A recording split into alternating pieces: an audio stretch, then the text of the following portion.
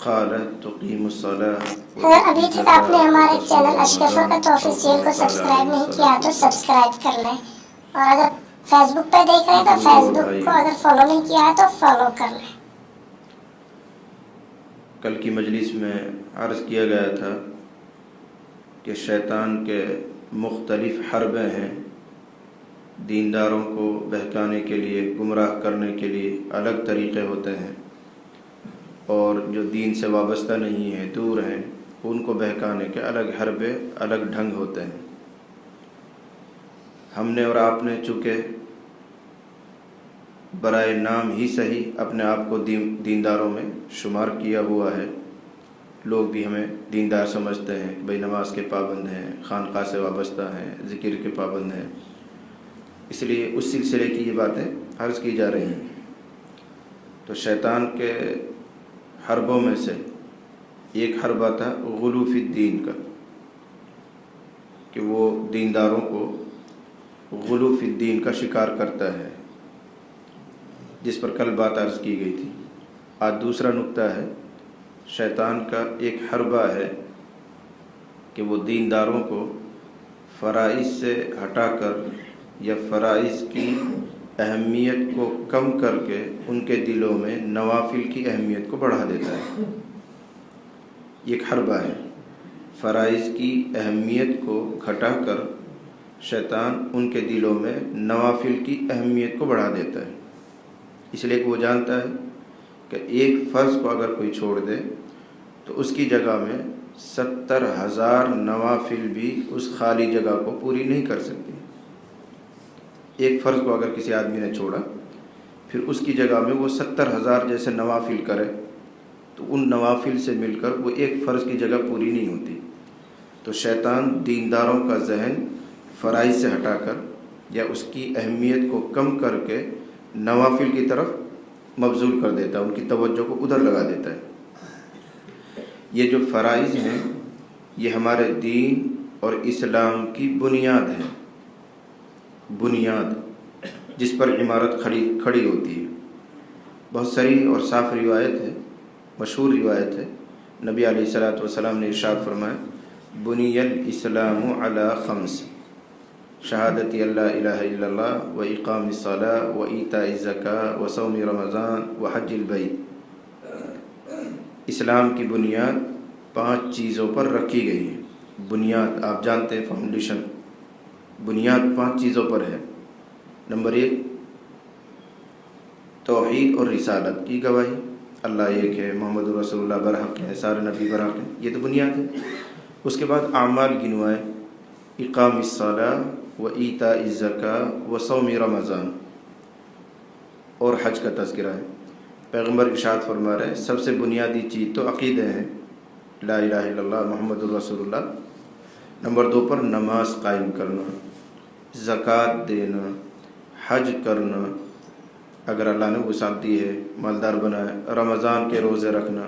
فرمایا یہ اسلام کی بنیاد ہے، اس پر پوری عمارت سجتی ہے، کھڑی ہوتی ہے۔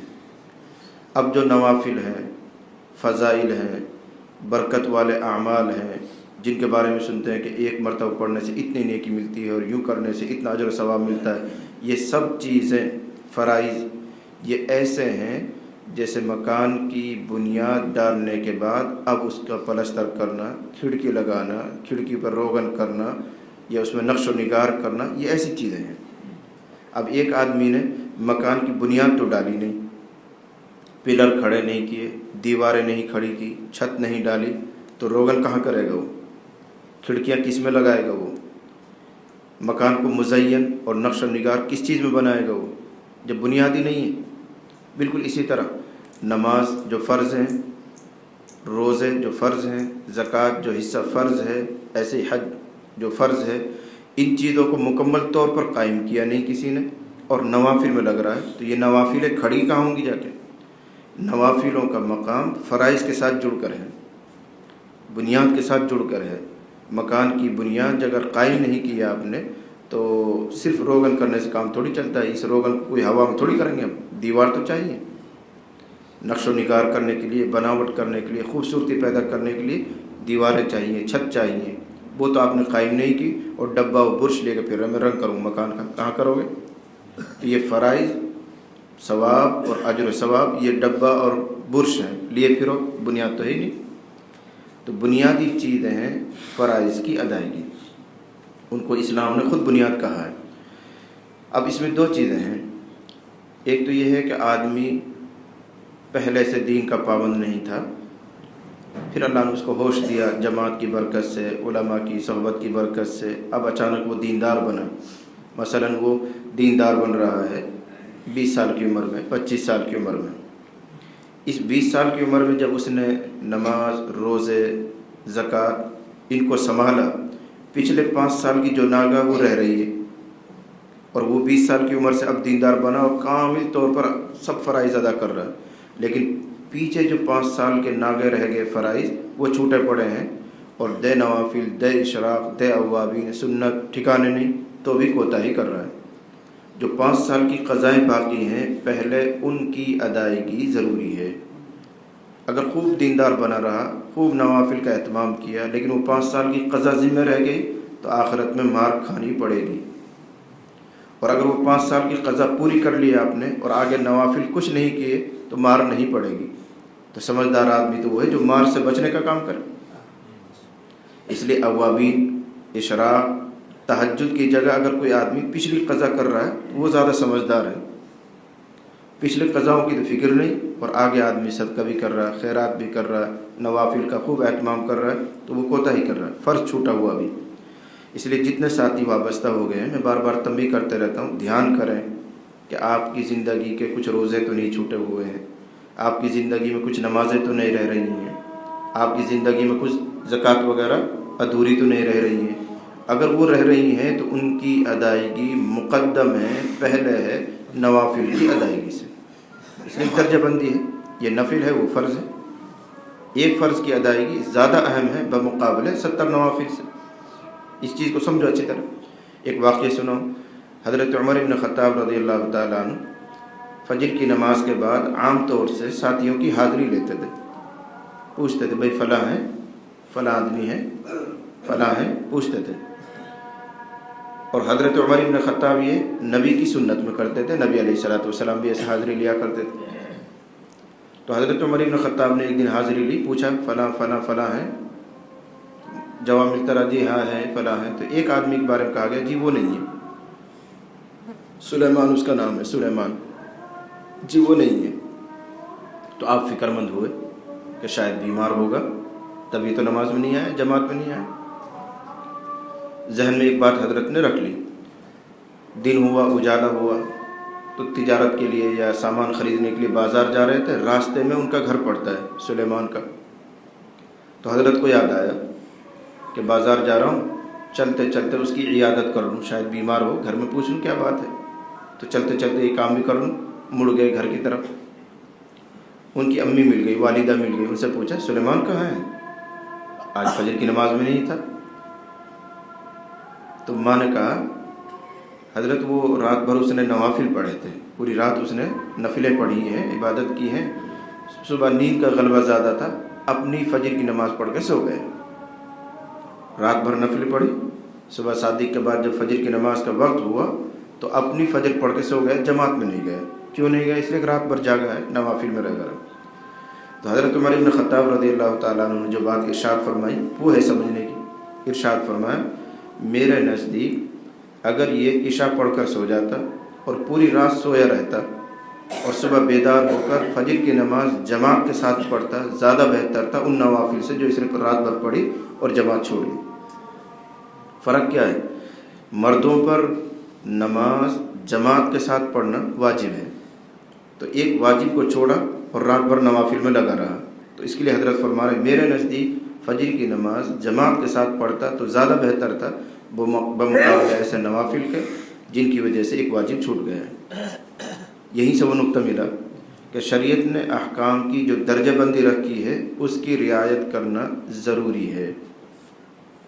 تو میں عرض کر رہا تھا کہ شیطان کے حربوں میں سے ایک حربہ یہ ہے کہ وہ فرائض کی اہمیت کو دلوں سے نکال کر بندے کی توجہ نوافل پر لگا دیتا ہے، فرضوں کی اہمیت کم ہو جاتی ہے، ان پر کوئی اجر و ثواب اس کو یاد نہیں رہتا اور نوافل کے اجر و ثواب کے چکر میں لگا ہی رہتا ہے۔ یہ جو فضائل ہیں ان پر جو ملنے والا اجر اور ثواب ہے تو ڈھیر سارا، لیکن وہ اڑتا بھی اتنی جلدی ہے جیسے روئی کی گانٹھ ہو، روئی کی گٹھڑی ہو، دیکھنے میں تو بھاری لیکن وزن نہیں ہے اس کا۔ ایسے فضائل بے شمار ہیں، برکتیں بہت ہیں، ثواب اجر و ثواب بہت ہے، لیکن وہ اڑتے بھی ایسے ہی، ذرا سا کوئی گناہ کر لے، کوتاہی کر لے، سب جل جاتے ہیں، خاک ہو جاتے ہیں۔ لیکن فرائض وہ لوہا ہے، مضبوط، دیکھنے میں چھوٹا لگے گا لیکن اس کا ایک وزن ہے، اس کا ایک وقار ہے۔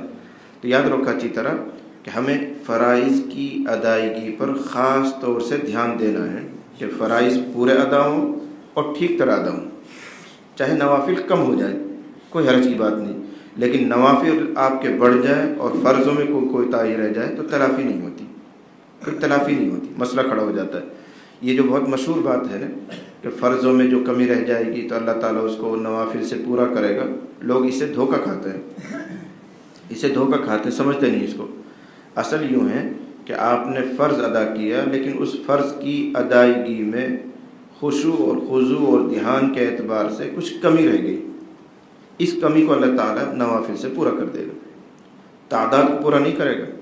مثلا زندگی میں اگر آپ کے 1000 نمازیں فرض ہوئی، ایک مثال دے رہا ہوں، اور آپ نے پڑھی صرف 100 نمازیں آپ نے نہیں پڑھی، تو ان 100 نمازوں کی بھرپائی نوافل سے نہیں کی جائے گی، لیاؤ تراویح کو اٹھا کے، لیاؤ سنتوں کو اٹھا کے، لاؤ نفلوں کو اٹھا کے، اور 100 رکعت یہ جو رہ گئی تھی اس کے ذمہ فرض وہ پورا کرو، نہیں، تعداد پوری نہیں کی جائے گی۔ اس کے حسن میں، اس کے بنانے میں، اس کے خشوع اور خضوع میں جو کسر رہ گئی تھی نوافل سے پورا کر دیں گے۔ یہ ہے مسئلہ۔ اب لوگ یہ سمجھتے ہیں کہ ہم نوافل خوب پڑھ رہے ہیں، ان نوافل سے ہماری فرض کی تکمیل کر دی جائے گی، پورتی کر دی جائے گی، پورتی عدد کی نہیں کی جائے گی، اس کے حسن میں۔ ہماری علمی اصطلاح میں کہتے ہیں کمیت کو پورا نہیں کیا جائے گا، کیفیت کو پورا کیا جائے گا۔ جو علماء وہ سمجھ جاتے ہیں کمیت کو پورا نہیں کیا جائے گا، کیفیت کو پورا کیا جائے گا۔ بناؤ سنگار میں، خوبصورت بنانے میں نماز کو کسر رہ گئی، نوافل سے پورا کرو بھائی، جیسے اللہ کے شان ہونی چاہیے تو وہ نہیں ہے، کرو نوافل جوڑو اس کے ساتھ۔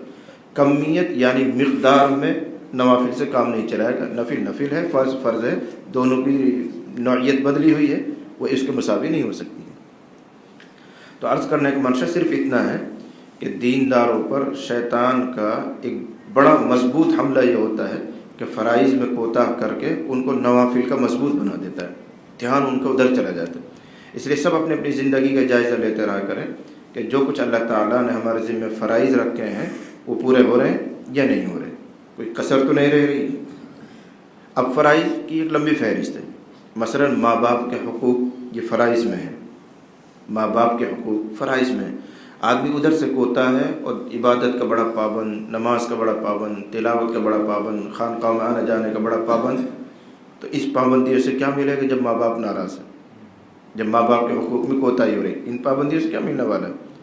ایک بزرگ کا ملفوظ مجھے یاد آیا، جب ان کے پاس کوئی عبادت دعا کرانے کے لیے آیا کرتا تھا کہ حضرت دعا کر دیجیے، حضرت میرا یہ مقصد ہے دعا فرما دیجیے، تو پوچھا کرتے تھے تمہارے ماں باپ زندہ ہیں؟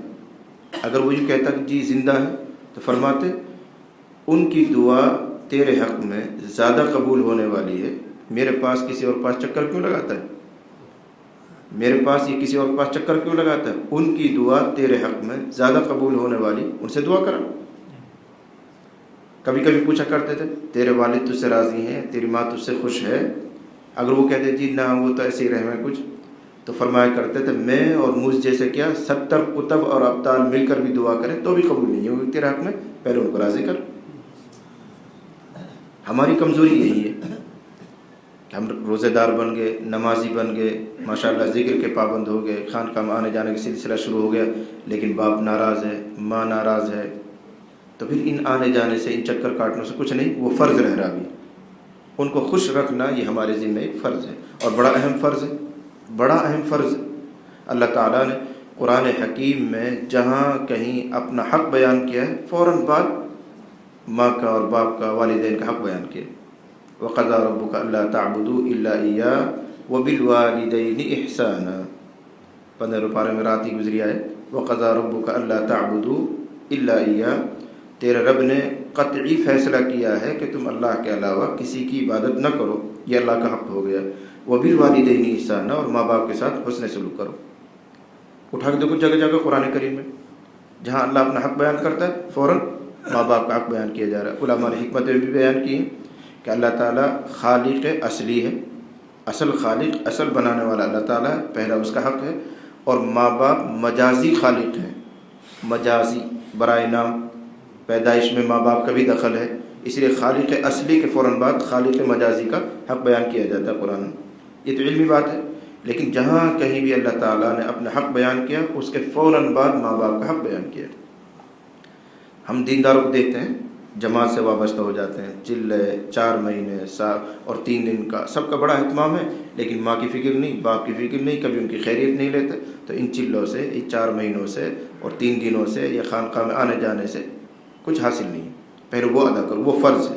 یہ چیزیں نوافل ہیں، کسی خانقاہ میں آنا، وہاں تسبیح پڑھنا، کسی بزرگ سے وابستہ ہونا، یہ فرائض میں نہیں ہے، نوافل میں آتا ہے۔ نوافل کے بھی درجے بندے ہیں، پھر مستحب ہے، کوئی نفل ہے، کوئی سنت ہے۔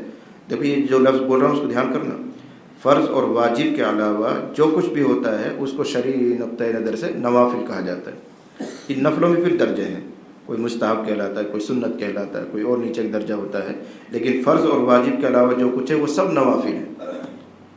فرض اور واجب وہ مقدم ہے، تو ماں باپ کو خوش رکھنا، ان کی خدمت کرنا، ان کی خبر لینا، یہ فرائض میں سے ہے۔ خانقاہوں کے چکر لگانا، کسی بزرگ سے وابستہ ہونا، تسبیحات کا اہتمام کرنا، یہ نوافل میں سے ہے۔ اب فرض کو چھوڑ کر نوافل میں آدمی لگا ہوا ہے اور سمجھ رہا ہے میں دیندار ہوں، یہ وہ شیطان کا حربہ۔ پہلے ماں باپ کی خدمت کر، ماں باپ کو سنبھال، وہ خوش رہیں اور اجازت دیں تو خوب آیا کرو خانقاہ میں، خوب آیا کرو بزرگ کے پاس، خوب جایا کرو چلوں میں۔ وہ اجازت نہ دے تو نہیں جا سکتے۔ جہاد میں جانے کے لیے ایک شخص آیا، صحابی، شخص کیوں صحابی کہہ دی، ایک صحابی آ رہے ہیں اللہ کے نبی صلی اللہ علیہ وسلم کے پاس اور کہہ رہے ہیں اللہ کے نبی میرا بھی نام لکھ لیجئے، جہاد میں جانے والوں، جہاد میں جانے والوں کی تشکیل ہوتی تھی، نام لکھے جاتے، ان کا جی میرا بھی لکھ لیجئے۔ تو آپ نے فرمایا تمہاری امی زندہ ہے، بعض روایتوں میں تمہارے ماں باپ زندہ ہیں؟ اس کا جی ہاں ہے۔ فرمایا ففیہما جاہد، بعض روایتوں میں فجاہد فیہما، جا ان میں جہاد کر، یعنی تیرا جہاد یہی ہے کہ اپنے ماں باپ کی خدمت کر، ماں باپ کو سنبھال، ان کو خوش رکھ۔ جہاد میں جانے کی اجازت نہیں دی، اس لیے کہ جہاد میں جانا فرض عین نہیں تھا، فرض کفایہ تھا، اور وہاں ماں باپ کے لیے خدمت کرنے والا اس صحابی کے علاوہ کوئی نہیں تھا، تو اس کے ذمے اپنے ماں باپ کی خدمت کرنا فرض عین تھا۔ تو فرض کفایہ اور فرض عین میں جب تقابل ہوا تو اللہ کے نبی صلی اللہ علیہ وسلم نے فرض کفایہ کو چھڑوا دیا، فرض عین میں لگا دیا۔ فرق کو سمجھ رہے ہیں؟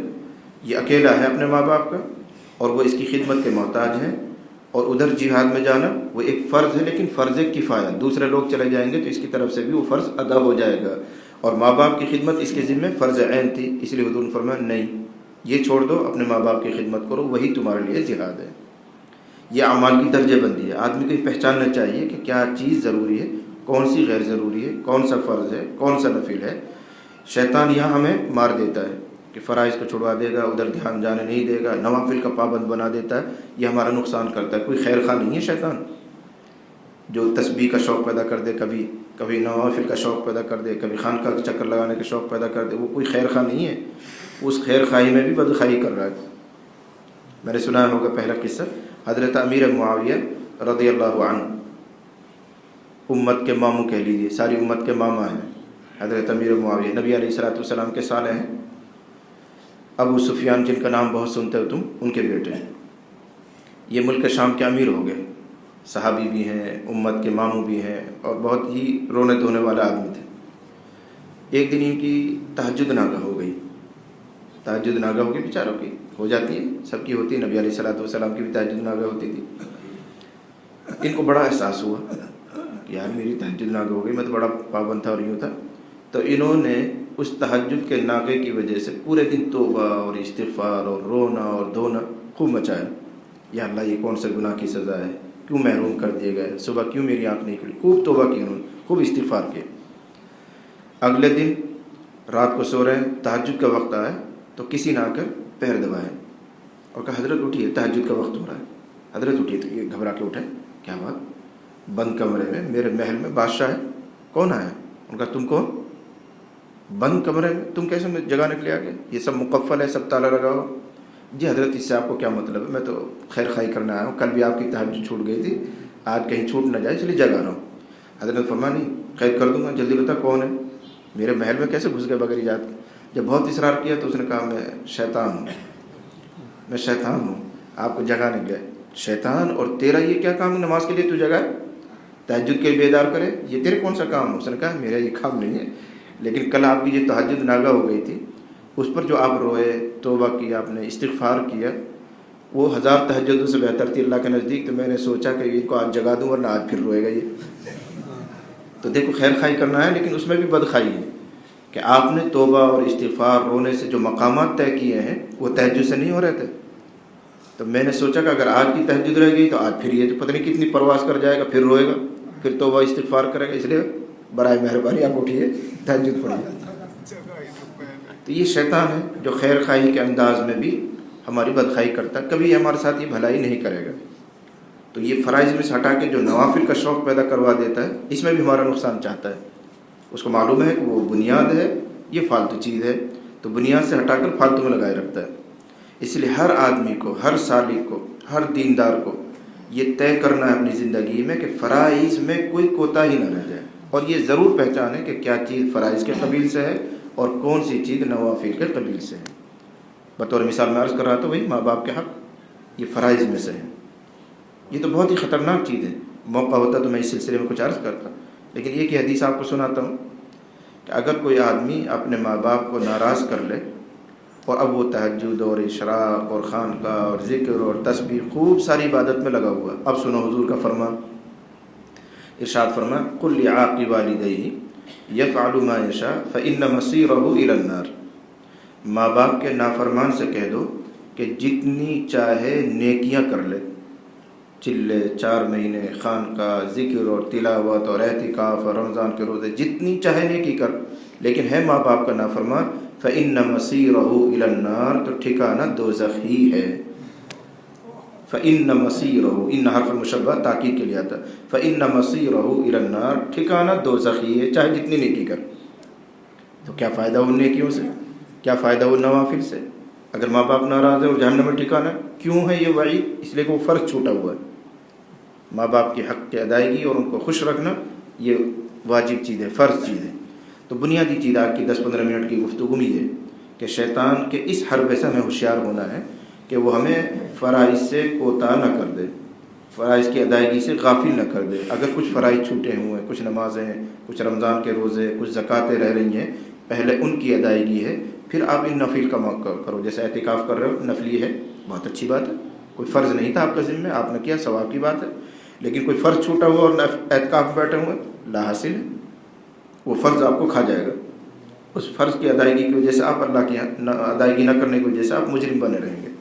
تو مجرم بننے سے بچنے کے لیے ضروری ہے فرائض کی کامل ادائیگی کرنی چاہیے۔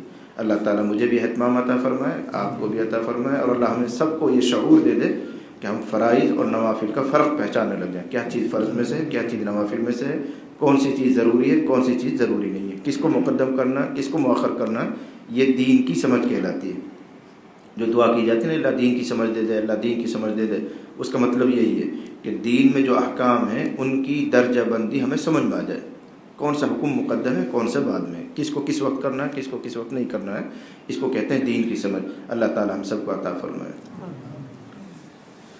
سبحانک اللہم وبحمدک وتبارک اسمک وتعالی جدک ولا الہ غیرک، اللہم صل علی محمد کلما ذکرہ ذاکرون، وصل علی محمد کلما غفل عن ذکرہ الغافلون، یا حی یا قیوم برحمتک نستغیث، یا ذا الجلال والاکرام، یا حنان یا منان، یا ذا العرش المجید، یا فعالا لما یرید، انک علی کل شیء قدیر۔ الہ العالمین ہم سب کو معاف فرما، ہماری خطایا سے درگزر فرما۔ اے اللہ تیرے بندے ہیں، گنہگار ہیں، خطا کار ہیں، مجرم ہیں، لیکن اللہ تیرے باغی نہیں ہیں، تیرے علاوہ کسی کو ہم اپنا معبود نہیں مانتے، تیرے علاوہ کسی کے سامنے اپنا ماتھا نہیں ٹیکتے۔ اے اللہ تیرے حق کی ادائیگی میں بے شک ہم سے کوتاہیاں ہوتی ہیں، لیکن اے اللہ اپنا معبود تیرے علاوہ ہم کسی کو نہیں مانتے ہیں۔ الہ العالمین اس حق توحید کی برکت سے ہم سب کو معاف فرما۔ اے اللہ تیرے نبی کا عشق، تیرے نبی کی محبت ہم سب کے دلوں میں ہے، اگرچہ اللہ سنتوں پر عمل میں کوتاہی رہتی ہے، لیکن عشق نبی کی برکت سے اللہ ہم سب کو اے اللہ پرواز عطا فرما دیجیے۔ اے اللہ ہمارے درجات کو بلند فرما دیجیے۔ اے اللہ تیرے نبی کی محبت تو اتنی ہے امت میں کہ کوئی فاسق اور فاجر اور گنہگار بندہ اگر تیرے نبی کی شان میں گستاخی کو سنے تو اس کو اتنا جوش آتا ہے کہ وہ اپنی جان کی قربان کر سکتا ہے، اگرچہ وہ نمازی نہیں ہے، روزہ دار نہیں ہے، تسبیحات کا پابند نہیں ہے، لیکن تیرے نبی کی شان میں گستاخی کو برداشت نہیں کر پاتا۔ اے اللہ یہ کچھ تو ہے، اے اللہ اس ادا پر ہی اللہ پوری امت کی مغفرت فرما دیجیے، ہماری بھی مغفرت فرما دیجیے، گنہگاروں کی بھی مغفرت فرما دیجیے، دینداروں کی بھی مغفرت فرما دیجیے، زندوں کو بھی معاف فرما دیجیے، ہمارے مردوں کو بھی معاف فرما دیجیے۔ اے اللہ یاسین شریف کا ختم ہوا ہے، تیرے کرم اور فضل سے اس کا جو اجر اور ثواب بنتا ہے تمام مرحومین کو پہنچا دیجیے، سب کی مغفرت کا سامان بنا دیجیے۔